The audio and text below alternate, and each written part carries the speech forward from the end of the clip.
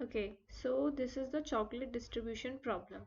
इस प्रॉब्लम में हम क्या करने वाले हैं कि हमारे पास एक एरे का साइज दे रखा है और जो एलिमेंट्स हैं एरे के वो बता रहे हैं कि एक पैकेट के अंदर कितनी चॉकलेट्स होंगी, जैसे 3, 4, 1, 9, 56, 7, 9 और 12।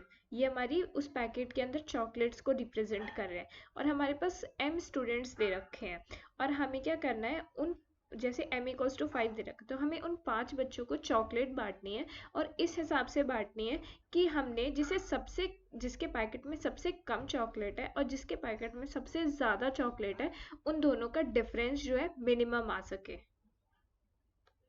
ओके, सो अब हम देखते हैं इसकी अप्रोच को कि हम इस क्वेश्चन को कैसे सॉल्व कर सकते हैं। तो जैसे हमने ये ले लिया एक एरे और इसका साइज हमारा 7 है। ओके, और ये हमारे एरे के एलिमेंट्स हैं जो कि हमारे नंबर ऑफ चॉकलेट्स उस पैकेट में रिप्रेजेंट कर रहे हैं। और n ये हमारा हो गया साइज ऑफ एरे और m=3 हो गया जो हम स्टूडेंट्स को चॉकलेट देने वाले हैं, जितने स्टूडेंट्स को चॉकलेट देने वाले हैं। जैसे यहाँ पे m=3 है तो हम 3 स्टूडेंट्स को चॉकलेट देने वाले हैं। तो हमारा सबसे पहला स्टेप क्या रहेगा, इसमें हम सॉर्ट कर लेंगे।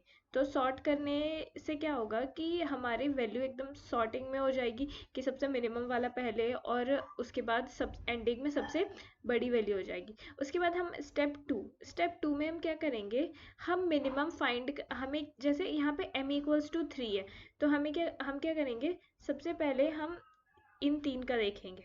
ओके, इन तीन का मैक्सिमम और मिनिमम एलिमेंट का डिफरेंस क्या होगा, 4 - 2। ओके, तो 2 हो गया। और अगर फिर हम क्या करेंगे, फिर हम इन तीन के पास जाएंगे क्योंकि हमें 3 बच्चों को ही चॉकलेट देनी है, इसीलिए हम हमेशा 3 3 को ही देख रहे हैं। तो उसके बाद हम क्या करेंगे, इसमें मैक्सिमम 7 है और मिनिमम कितना है, 3 है, तो हम इनका डिफरेंस निकालेंगे। और अगर मान लेते हैं हमें 5 बच्चों को चॉकलेट देनी होती तो हम 5 को देखते। तो यहाँ से लेके यहाँ तक देखते, 0 से लेकर के यहाँ तक, ठीक है, हम 5 को देखते और इन 5 में से जो 9 - 2 निकालते कि कितना आ रहा है, वो उसकी वैल्यू कितनी आ रही है। उसके बाद फिर हम देखते इन 5 को करके, अगर यह इन 5 का डिफरेंस 12 - 3 करते, देखते हैं कि क्या इन 5 की वैल्यू ज़्यादा छोटी आ रही है, इनका डिफरेंस ज़्यादा छोटा आ रहा है या पहले वाले का छोटा आ रहा है डिफरेंस। उसके बाद फिर हम सिमिलरली ऐसे जाते हैं। तो अब हम देखते हैं स्टेप 2 इसका क्या रहेगा। तो हमने सबसे पहले क्या किया है कि हमने एक मिनिमम ले लिया जिसमें हम इंट मैक्स वैल्यू स्टोर करा देंगे, सबसे बड़ी वैल्यू स्टोर करा देंगे। उसके बाद ये हम इस तरीके से काम करेंगे जिस तरीके से मैंने ये फॉर लूप लगाया। अब ये फॉर लूप में i=0 से ये i + m-1 greater than n इसलिए चलेगा क्योंकि हमें हर बार इतने नंबर, क्योंकि हमें तीन बच्चों में देखना है। जैसे हमने देखा ना 0 1 2, तो हम जैसे इस केस में हमारा m=3 है तो हमें इन तीन में देखना है और हमें इसका जो सबसे इन तीन में जो सबसे मैक्स है और मिनिमम वैल्यू है इनका डिफरेंस लेके आना है। तो इसलिए हम हर बार तीन का डिफरेंस चेक करने के लिए हमने i + m-1 greater than n किया है। उसके बाद क्या करेंगे, हम डिफरेंस निकालेंगे किसका, इसका लास्ट वाले का और फर्स्ट वाले का, जो मतलब इन तीन बच्चों में जिसको सबसे ज़्यादा चॉकलेट्स मिली है जिसके पैकेट में, और जिसको सबसे कम चॉकलेट मिली है, इनका डिफरेंस निकालने के बाद उसके बाद हम मिनिमम फंक्शन का यूज़ करके डिफरेंस और जो मिनिमम 1 में इनिशियली वैल्यू जो थी इंट मैक्स होगी तो उनका डिफरेंस निकालेंगे। तो अब हम इसे ड्राई रन करते हैं। जैसे i=0 के लिए i=0 होगा, फिर ये वाली कंडीशन चलेगी i + m-1, तो इसमें कितना हो जाएगा, m हमारी 3 है। ओके, और i कितना है 0, तो 0 + 3 - 1 हमारा 2 हो जाएगा। तो 2 ग्रेटर देन 7 है। फिर हमने क्या किया, सबसे पहला इन तीनों के लिए चला, उसके बाद हमने इन तीनों के लिए डिफरेंस निकाला। डिफरेंस में क्या है, 4 - 2। ओके, 4 - 2 हमारा 2 आ गया। फिर इसका मिनिमम 1 हमने निकाला और इसका मिनिमम वैल्यू आ गया। मिनिमम फंक्शन निकाल के हमने मिनिमम 1 में इस 2 को स्टोर कर दिया। अब हमारा लूप चला i=1।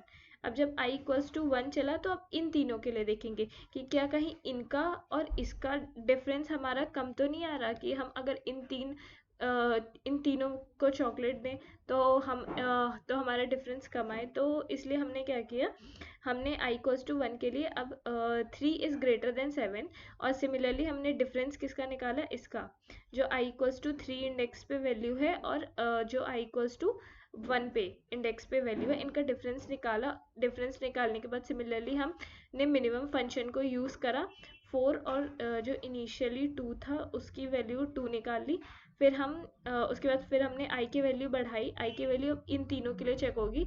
जब इन तीनों के लिए चेक होगी तो सिमिलरली इसका और इसका देखेगा, 9 - 4 करके देखेगा, फिर 9 - 4 के बाद फिर मिनिमम फंक्शन लगेगा और इक्वल्स टू 2, फिर i इक्वल्स टू 3 होगा, आगे बढ़ेगा, फिर इन तीनों पे देखेगा, फिर 5 - 3 5, ये जो है ये हमारी इसकी इंडेक्स वैल्यू, अगर हम इसे हटा भी दें तो भी कोई दिक्कत नहीं। ये इंडेक्स वैल्यू थी उसकी। तो इसमें अब क्या करेगा, 12 - 7 करके देखेगा, 5 आएगा, फिर हमारा मिनिमम फंक्शन निकाल के जो इनिशियली 2 था और अभी 5 आया, अभी भी हमारा मिनिमम 2 ही है। इसका मतलब कि अभी भी हमारा, अगर हम ये तीनों पेयर ले करके चॉकलेट, 3 बच्चों को चॉकलेट बांटे तो हमारा मिनिमम डिफरेंस आने वाला है। अभी हमारा i की वैल्यू 4 हुई, i की वैल्यू जब हमारी 4 हुई तो हम ये हुआ, इन तीनों, ओके, इन तीनों में वैल्यू बांटेंगे, इन तीनों का डिफरेंस निकालेंगे, 56 - 9 करेंगे तो 47 आएगा, और इनिशियली मिनिमम कितनी थी, 2 थी, और अभी इनका डिफरेंस कितना आ रहा है, 56 - 9 का 47 आ रहा है।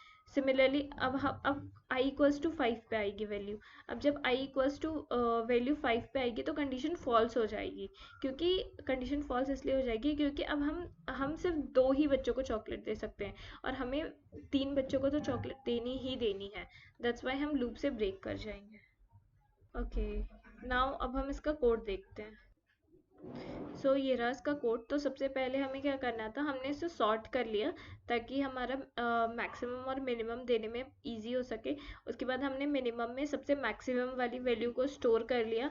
उसके बाद ये लूप तो हमने देख ही लिया है, i इक्वल्स टू 0, और ये हमारा जो है i प्लस m माइनस 1 हर बार इसलिए चल रहा है क्योंकि हमें minimum m numbers of students को चॉकलेट देनी है। जैसे m इक्वल्स टू इसमें 3 था तो हमें 3 बच्चों को चॉकलेट देनी है, और जब तक ग्रेटर देन n, और इससे हम डिफरेंस निकाल रहे हैं, जिससे हमारा पता चल रहा है जो mth मतलब कि जो लास्ट वाले बच्चों को हम चॉकलेट दे रहे हैं वो सबसे बड़ी चॉकलेट है, और जो सबसे पहले वाले बच्चों को चॉकलेट दे रहे हैं, तो इससे डिफरेंस निकल गया। उसके बाद डिफरेंस निकालने के बाद हमने मिनिमम 1 निकाला, मिनिमम 1 जो हमारा इनिशियली मिनिमम 1 था और अभी कितना डिफरेंस आ रहा है, और उसके बाद हम ये लूप कंटिन्यूस चलने वाला है जब तक ये कंडीशन फॉल्स नहीं हो जाती, और उसके बाद हम रिटर्न कर देंगे। So this is the code for this solution, and ये हमने ड्राई रन किया है कि कैसे कैसे हर एक i इक्वल्स टू 0 से लेकर के i इक्वल्स टू 5 तक कैसे कैसे वैल्यूज चलेगी। जैसे 0 के लिए हमें बस ये देखना है कि हर बार हमें 3 के पेयर्स में बच्चों को देनी, 3, जैसे m जितनी m है उतनी ही उतने बच्चों को देनी है, इसलिए हमने i प्लस m माइनस 1 किया है। ये इम्पोर्टेंट है इसमें।